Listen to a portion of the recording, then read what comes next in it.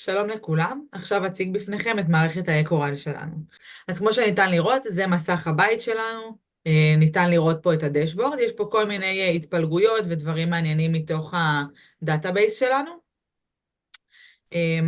לא אמרתי, לא ציינתי, זה חלק שמוצג רק בפני אנשים שלא רשומים לאתר.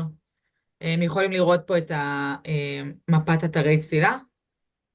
כאן אני נמצאת, כרגע אתם יכולים לראות ממש את המיקום שלי.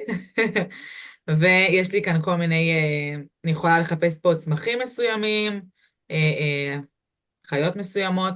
כמובן שאת כל הדברים האלה, האדמין צריך להכניס. בהמשך אני גם אראה.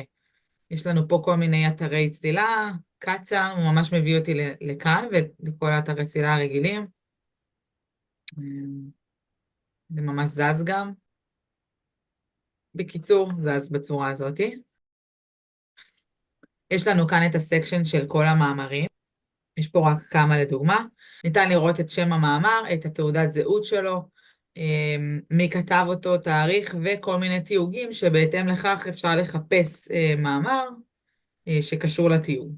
כמו שניתן לראות, הפונקציונליות של האתר, אם אתה לא מחובר ורשום לאתר עצמו, היא די דלה. כלומר, אין פה יותר מדי אופציות. אם אתה כן רוצה לתרום ממש למחקר, אתה צריך להירשם. כמובן שאפשר לעשות sign up, להירשם לאתר, לא נדגים את זה כרגע, ונתחבר כרגע למשתמש שיש לנו.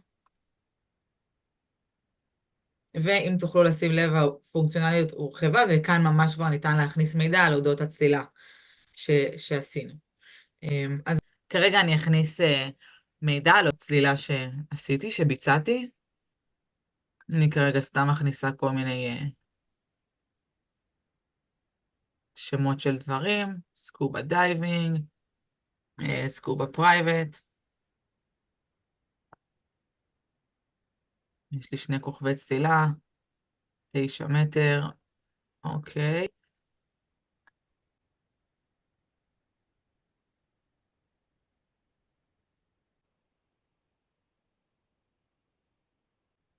אז כעת הצלילה נשמרה בתוך דאטאבייס זמני, והוא מחכה לאישור של מנהל. עכשיו אנחנו נתחבר למנהל. שם תוכלו לראות את כל הפונקציונליות שיש למנהל רגיל, שהוא בעצם מנהל את המחקר הזה. אז כרגע באמת זו הצלילה שהוכנסה, אפשר לראות כאן את כל המידע שהוכנס עליה. הוא יכול כמובן למחוק את הצלילה אם המידע שהוכנס פה לא מהימן, והוא יכול גם לערוך אותה. את המידע עצמו, במידה ויש הרבה צלילות, אפשר לצפות גם בצורה של טבלה, ככה זה נראה. אפשר למחוק אותה, אפשר לערוך אותה מפה. עכשיו אנחנו נערוך אותה, זאת אותה צלילה שהייתה לנו מקודם, עם אותם פרטים. המשתמש אדמין צריך להגיד על ידי מי הצלילה אושרה, ולהכניס פה כל מיני דברים שקשורים למחקר, researcher comments, save changes, וכעת המידע יועבר לדאטאבייס האמיתי, ששם מתנהל כל המחקר עצמו. זהו, עכשיו קרן תמשיך אותי ותראה איך בעצם הדברים נראים. אוקיי, אז All Dive שלנו מראה את כל הנתונים של הצלילות מתוך הדאטאבייס. כל מה שהגיע מתוך הפנדינג יעובר באופן אוטומטי לכאן. אפשר לראות את כל הפרטים של הצלילה, להיכנס לערוך אותה, גם למחוק צלילה. וניתן גם לעשות חיפוש של צלילות ולקבל פילטור לפי החיפוש הזה. אפשר לעשות גם פילטור לפי כמה וכמה עמודות. ניתן גם לעשות סורטינג לפי הצלילה הכי האחרונה או הצלילה הכי ישנה. נעשה עכשיו לפי האחרונה. ניתן לראות את מה שהכנסנו מקודם, וניתן גם לערוך אותו כמו שהסברתי גם מקודם. בעריכה בעצם אנחנו מגלים כאילו את הכל, אפשר לערוך פה מה שאנחנו רוצים, וכמובן לשמור. נניח ואנחנו רוצים לערוך את הצלילה, אם היא נערכה בלילה או ביום, אז עכשיו אנחנו נערוך את זה. ובשמירה אנחנו נראה שהאייקון שלנו בעצם הפך להיות אייקון של לילה.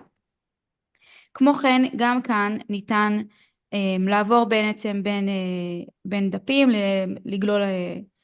לגלול בעצם לכל הצלילות שיש לנו. ניתן גם במידה והמנהל רוצה להוסיף עוד צלילה, אז כמובן ללחוץ על Add Dive, וגם כאן ניתן לראות את התצוגה הזו כטבלה. ועכשיו קיריל ימשיך אותי ויראה לנו את האימפורט פוסט. אוקיי, בחלק הזה ניתן לייבא פוסטים בצורה אוטומטית מהפייסבוק.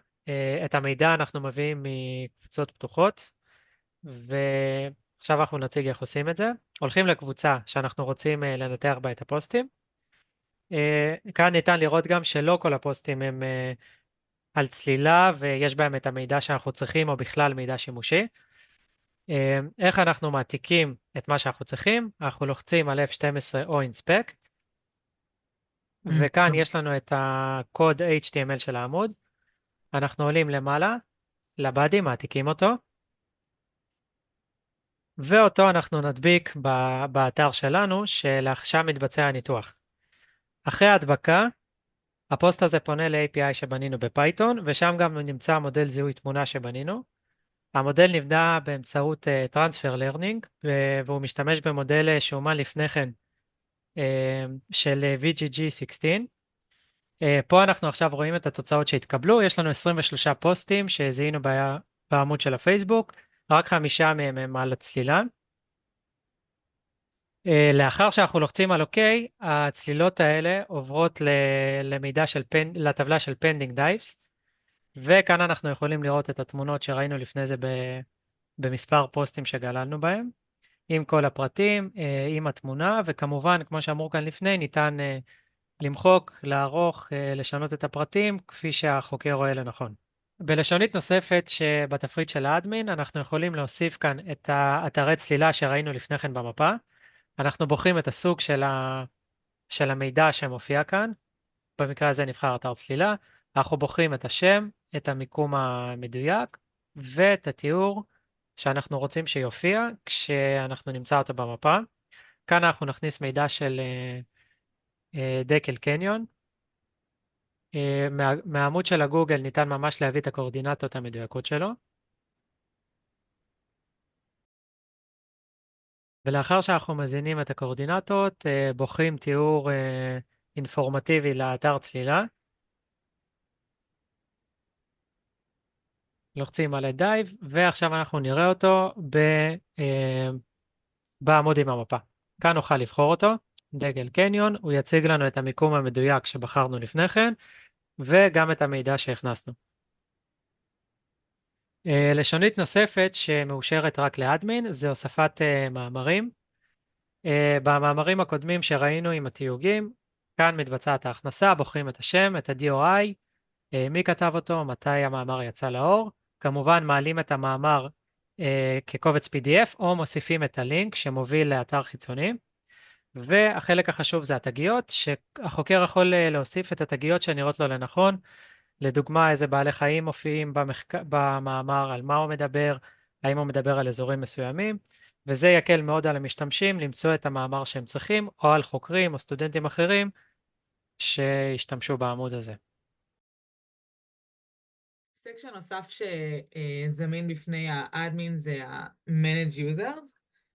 יש לו ממש הרשאות לנהל את כל המשתמשים, לראות מי הם, מה הגילאים שלהם, האם הם נשים או גברים, מה השמות, וכמובן גם הוא רשאי למחוק במידה והוא לא מעוניין שמישהו יהיה רשום לאתר שלו. זהו לעת עתה.